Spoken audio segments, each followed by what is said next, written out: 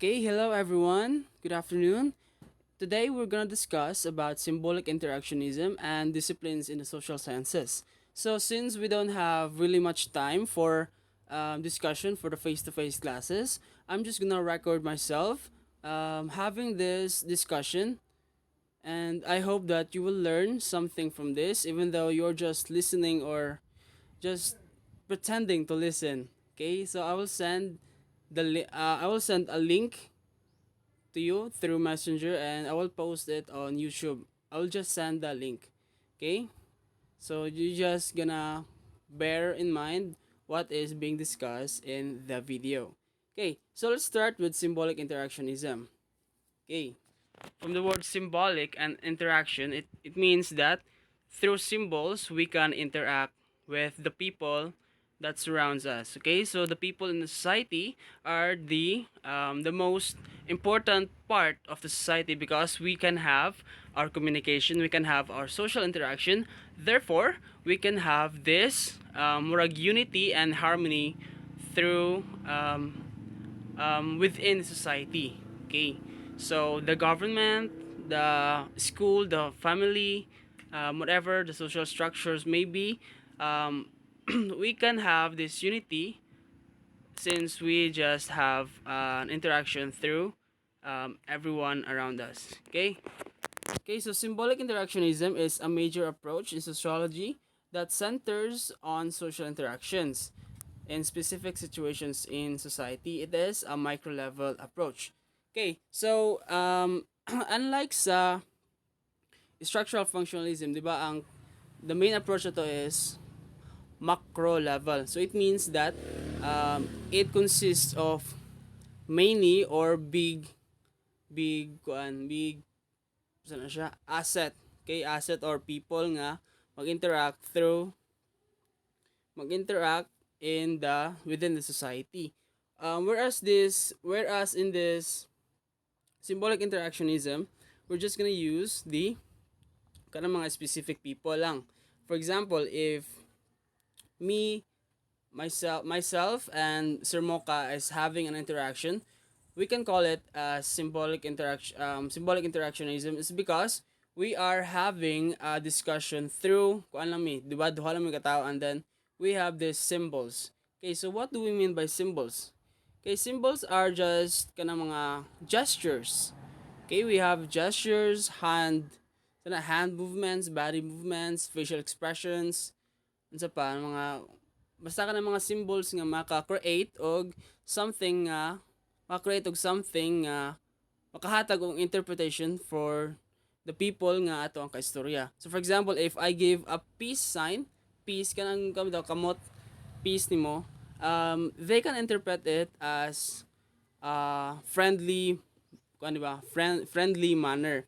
It's because peace, the hand sign is equivalent to peace, so it means that the person that is handling the peace sign is considered friendly or moral driven person. Okay, so according to the authors John Massionis and Linda Gerber, symbolic interactionism sees society as the product of everyday interactions of individuals. Okay, so for example, if your neighbors, your family, sa pa, your kanang mga namo sa cities, you're just talking to the salesman, saleswoman, to the manager. So we can create a interaction through the through individuals nga na belong sa smaller group, di ba? Within the church, we can call it as koan. We can call it as symbolic interactionism. It's because what do we do in church? So we pray, we give service to the Lord, we worship to the Lord, and then we give our best generosity and abundance through the gratitude and blessings from the Lord. Okay, so di ba natay mga pari, natay mga sa tawag nila pari. For me, since I'm not Catholic, I'm just gonna use the minister. Okay, minister ka ng murag pastor sa mo, and then we have this choir group, mga awit sa mua, and then we just have this common people that are worshiping. Okay, so we can have our interaction before, during, and after the church activities. So it is considered as symbolic interactionism. So what about in family? Diba, your family has some rules, regulations, some habits, sana siya, reinforcements, di ba nga, ginasunod ninyo. So, that is one example of symbolic interactionism is because through the symbol of rule, okay, rule, kanang balaod, everyone can have their integrity be completed. So, akong pasabutan ng be completed is nasilay consciousness about the certain rule. Okay? Okay, so the term symbolic interactionism is, I was coined by sociologist Herbert Blumer. Okay? As its name implies, sociologists using this approach accept that we live in a world full of symbols. According to the author Joel Charon, symbols refer to social objects used to represent whatever people agree they shall represent. Okay, so symbolic interactionism focuses on how symbols and their meanings affect individual actions and social interactions in our society, in our everyday lives. Okay, so in society, we have to manipulate gestures. Okay, so what do we mean by manipulating the gestures? Okay, so for example, if you are arms crossed, nag-arms crossed ka sa, in a formal meeting. For example, if your formal meeting is in the school, na may meeting sa school nga ang mga tao is mga president, dean of college, and then faculty teachers, and you as a beginner or a rookie teacher. So you don't have to cross your arms. It's because it is considered disrespectful. Okay, it is considered unprofessional in that sense of manner. It's because arms crossed, it means that you are kanang boring, na bored ka sa ipang istorya sa kita president ang istorya. So you are bored in while listening to the mga sermons, mga memos. So you are bored. So it means that you are disrespecting the flow of communication. Okay, so what about the symbols of legs cross? Legs cross. Kanang imong paa imong ibutang sa pikas nga paa. So in some countries, it is considered disrespectful. Wala gyud mag-approve na. It's because it means that you are disrespecting the other culture. Okay, so for example, if you are legs crossing naka sa mga Arabian countries. Okay. So for example, if you are in Arabian countries, daghan na sila rules nga gina-implement, and you should be able to abide to the rules. If you are not to indulge in the rules, you will be condemned. You will be condemned a menace to society. Kasi what was I menace? Kanang gahig ulo. Gahig ulo, way batasan, walay moral values, wala siya ethical values. Ganyan. So you have to be mindful if you are creating your body expression, your gestures, ganyan. Okay, so nasabtan. So using symbols, you can create an information that would suffice everyone that your action is di ba naman tay mga quotations nga actions speak louder than words. Okay, so what if your actions are just a bad taste for a country that is considered a morally inclined countries, di ba? In Japan, you cannot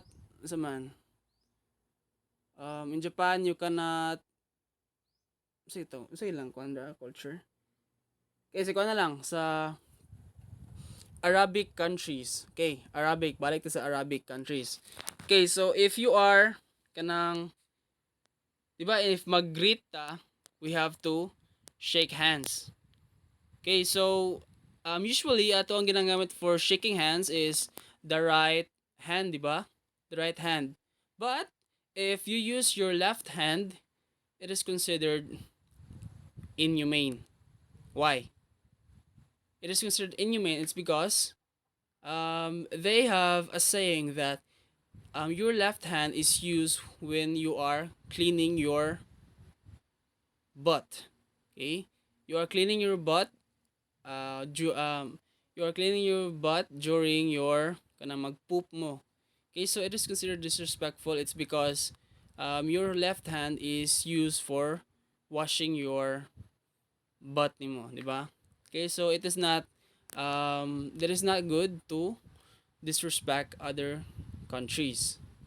Okay, so I know that they are just people, but they also have their tradition, their countries, their cultures, their moral aspects, their so mga set of rules. So if you are just a tourist, you should be able to no, you should be able to indulge everything that would not bring shame to yourself and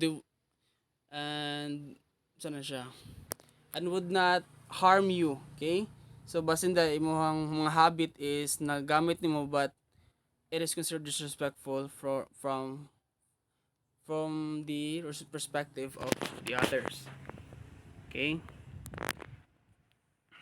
Okay, symbolic interactionism was founded on the idea that our society is nothing more than a shared reality that people construct for themselves as they interact with one another. According to sociologist James Fargani, Bloomer sees symbolic interactionism, symbolic interaction as a unique human process that requires an individual to understand the meaning of something. Okay, so ano na siya? Um, According to Fargani, Bloomer sees symbolic interaction as a unique human process. Okay, so when we say unique human process, it tries to require the brain to interpret or analyze the given situation. Diba? We're just gonna use the brain. Okay, we're not gonna use the heart. No, heart is not um, heart. The heart is not really useful when it comes to processing things or internalizing things. So you should have to use your brain and then you go to your heart, whether it is morally good or bad, and let your brain decide what possible response to a given scenario would be best to judge a situation. Okay? So kagaya ng sinabi ko kayo na katong mga left hand mo nga mag shake hands ka when you are greeting someone, it should not be used. It's because people have their own identity. Okay, and then the LGBTQ. Okay, LGBTQ. I know that some of you are a member of it, or wala pa mo na member, but you consider yourself as ana nga mga tao. But in some countries kasi, for example, Russia, whenever you are sana siya, whenever you are exploiting the government to show or just rally in the street that you are member of LGBTQ, it is considered disrespectful from their ancestries. Sabot ang ancestries kana mga ilahang mga people, mga ilahang mga heroes from the past years, from the past decades. Okay, so ganyan lang. Okay, so the Russia was looking something bad from this symbols nga ginapakita sa mga tao. So you should represent good behavior or attitude towards a certain person or people. Okay? Di ba makabantay mo if karon modern society mga taron. So we belong, sorry. We belong to this society karon. Okay, we are the 21st century um beings, di ba? Okay, so for example, if karon nakagipakita sa mong lolo nga nabuhi siya katong 1990s, nakagipakita nga di maayo, ay kanang para sa mo is maayo. For example, kanang mag cellphone karon mo cellphone ka, and then imo na siya ipakita sa imong lolo nga over kuan na siya 70 years old. And then unsa ang makita sa imong lolo? Okay, he can see that you as a person who is growing up, who is developed into a matured person, is not really good. Kanang pasabot nako is not really kanang good for, is not really a good person towards the future. Why do I say this? It's because your lolo can see you as a lazy person. Lazy, kuan siya, dali siya ma-exhaust, and then wala siya discipline. Okay? So discipline is one of the best murag word nga dapat atong gamiton, and then ato na execute for ourselves in order to produce a good result of ourselves. Okay? So symbols are very attractive. Okay? Okay, American sociologist George Ritzer argues that groups and societies are shaped by action and interaction and the attached meanings to this. Unlike structural functionalism, where a human being is part of a larger social structure or institution that follows a certain set of functions, an individual under symbolic interactionism plays an active role in constructing or reconstructing society. Okay, Okay, so this social interactionism, they are the ones that could construct or reconstruct society. Why? It's because it really tries to decipher what is the capable of the human being. Okay, it tries to disseminate ideas from a certain human to another human. Okay, so for example, if you, okay, kinsa man to, if si Terence is one of a kind person that is brilliant, that is smart, that is funny, that is so jolly, and then he is very positive in his life. Okay, so that attitude or behavior of Terence can be passed down to one of his classmates or friends. It's because Terence shows a good role for others to imitate or tries to copy, 'di ba? If si Terence is kanang mahinatab ay na matinabangon, kanang kusog ka siya mag answer sa mga questions.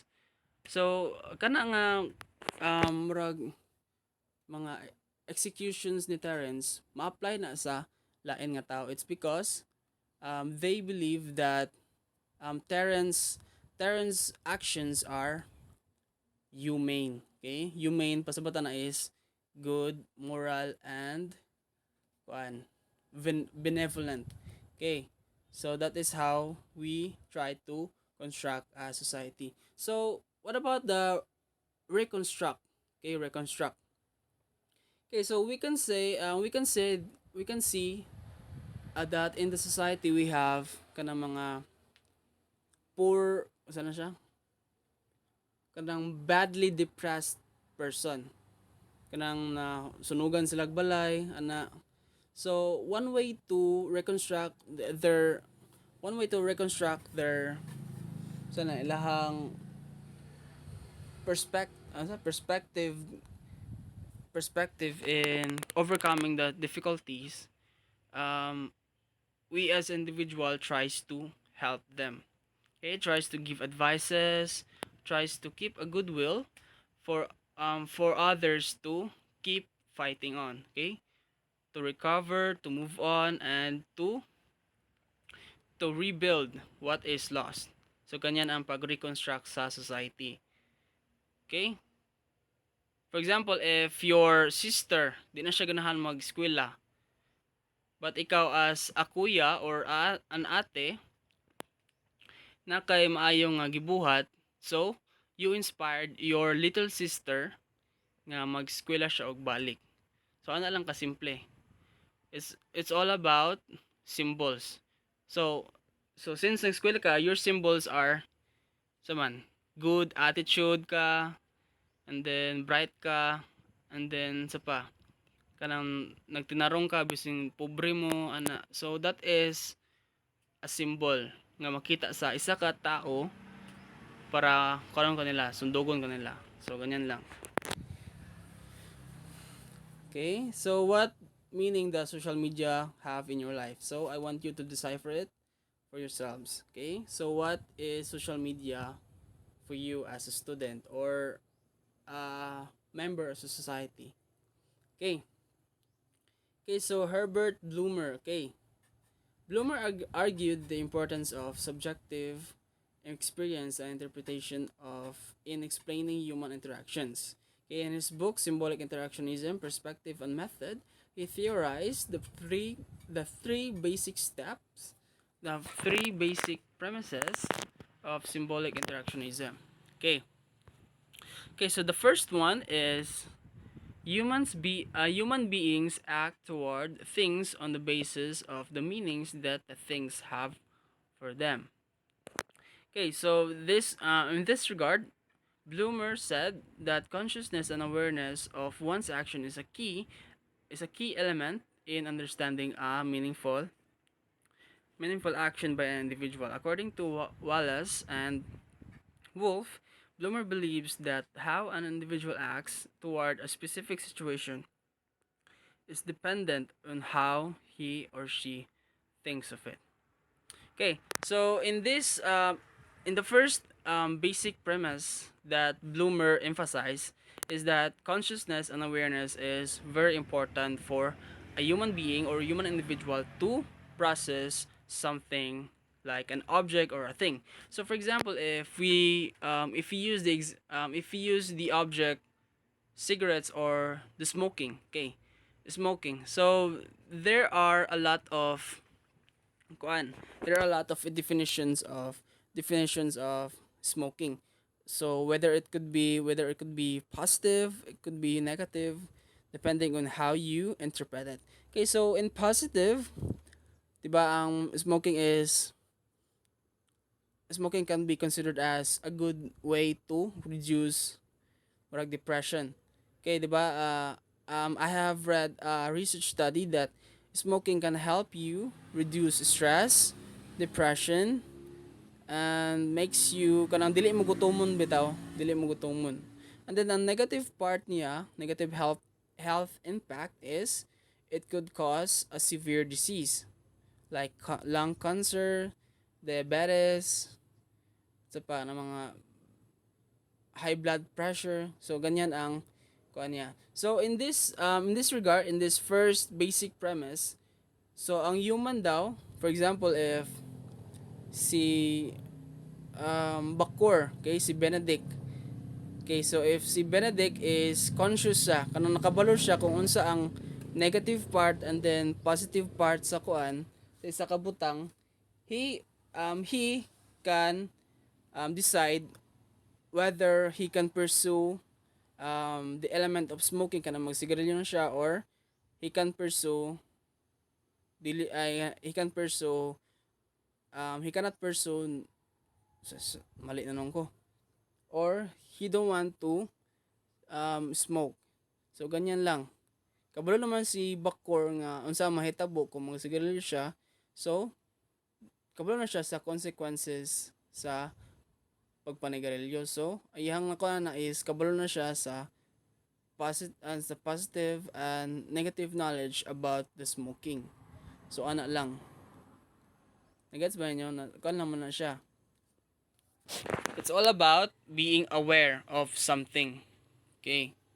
The next one is the meaning of things arises out of the social interaction one has with one's fellows. Okay.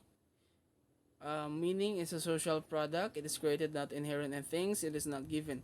Both symbols and meanings present in a society are socially constructed and agreed upon through specific social interactions. Okay, so in this one, okay, unlike sa katong first nga basic premise, this one is, ang yang giminan is, uh, a product or a symbol can be, saan siya? Can be constructed can be constructed to you through the representation of other people. So for example, katugya pong smoking, okay? So smoking, even though kabalo na ka nga naa siya negative part, you still use it. You still smoke. It's because mo man ang trend. Okay, so for example, if si Gabriel, sino siya? Si Hannah Lee. Okay, Hannah Lee is a girl. Okay, so for example, Hannah Lee is before pa siya naka-appeal sa isa ka before before siya nag-appeal sa isa ka work, kuan siya, wala siya bisyo. But through time nakabalo naman siya nga mo man ang mga habits sa iyang um, mga co-workers, mga kauban niya sa trabaho. So, it could become her habit nga manigarilyo. It's because kung mabilin siya, wala na siya ikuan, di ba? Wala siya friend, wala siya kabanding, ana, di ba? It's suck to be lonely. So, you need to abide some rules, even though mga makaharm siya sa imong self or other people, but you still use it to seek attention from others. 'Di ba? Ana raman na siya. Parago ng uyab, 'di ba? Ang ingon sa iyong mama is you don't need a boyfriend. You don't need a boyfriend to graduate in college. But karon modern naman karon society daghan na kay uyab, daghan nag cellphone. Uyaban na ka through cellphone. So now it becomes murag kuan sa imo, murag guide na nimo para maguyab-uyab ka. 'Di ba?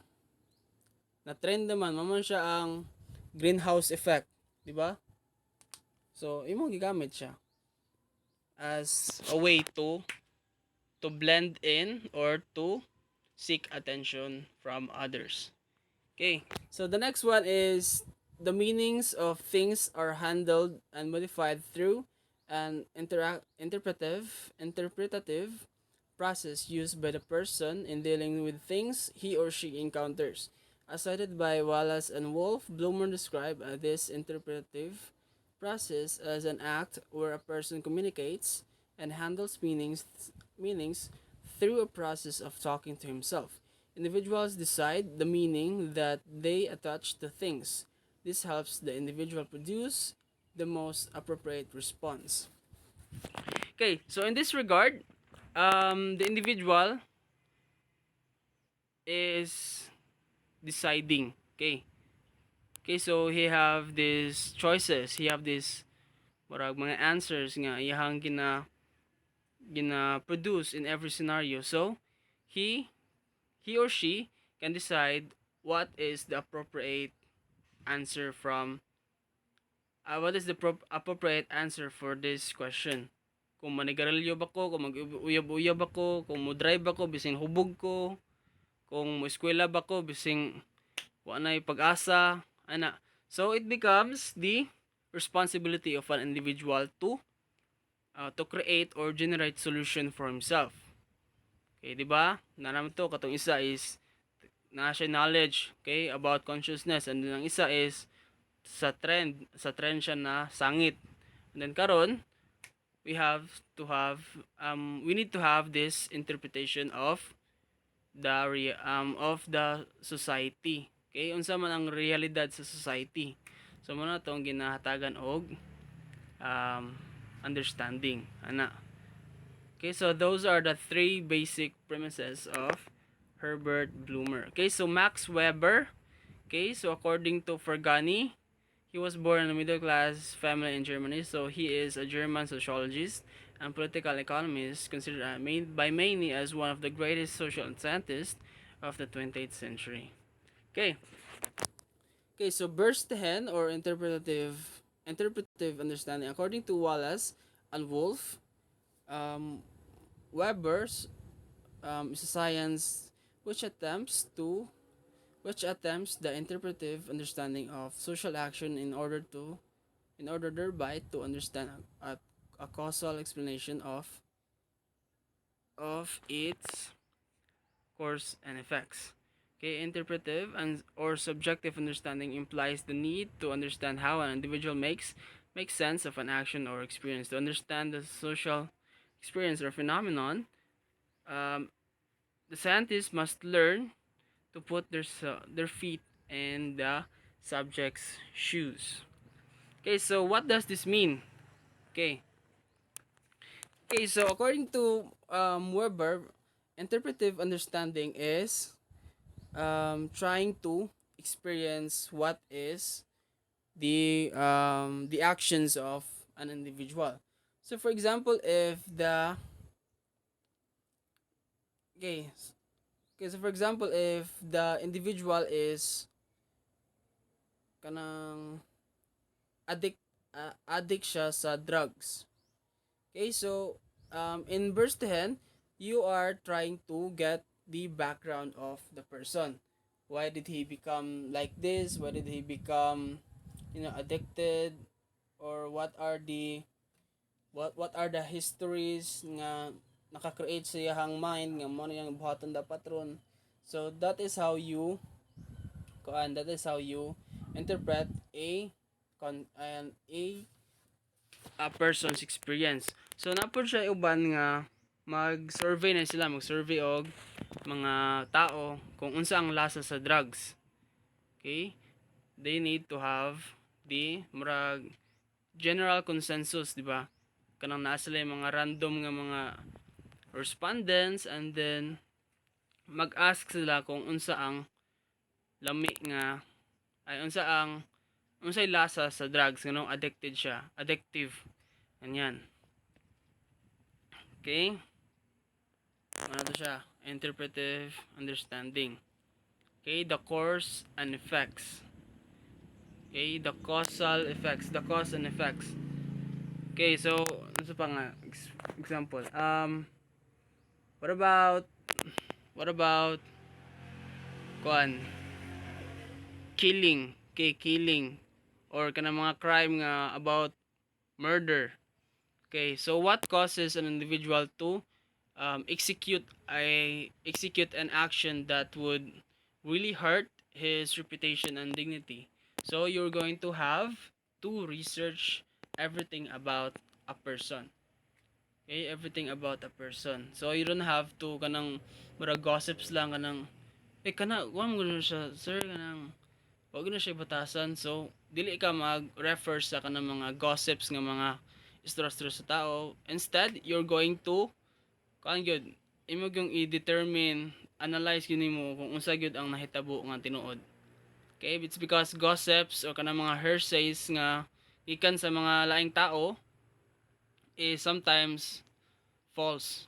Okay, so you have to create an to create an opening that would allow you to research a person. Okay, so for example, if mag-uyab-uyab mo sunod, you have to find a reason. Okay, you have to be rational, not just emotional. Emotional mo kay ay kani love mo na ko siya love, but you are not thinking thoroughly. Pasabot ana wala nimo gitan-aw kung unsa gid ang kung unsa gid ang murag specific features or descriptions sa babae. Yan. So you need to be aware of something nga kuan sa imo, makahatag sa imo og kalipay. Okay? You have to be you have to know the cause and effect. Okay. Next one is action theory. So this emphasizes the importance of subjective meaning, and it proved to be influential to symbolic interactionism as general approach in sociology. Okay. Okay, action theory is using the action. Okay, the action to influence the society. Okay, so that's it. Okay, let's proceed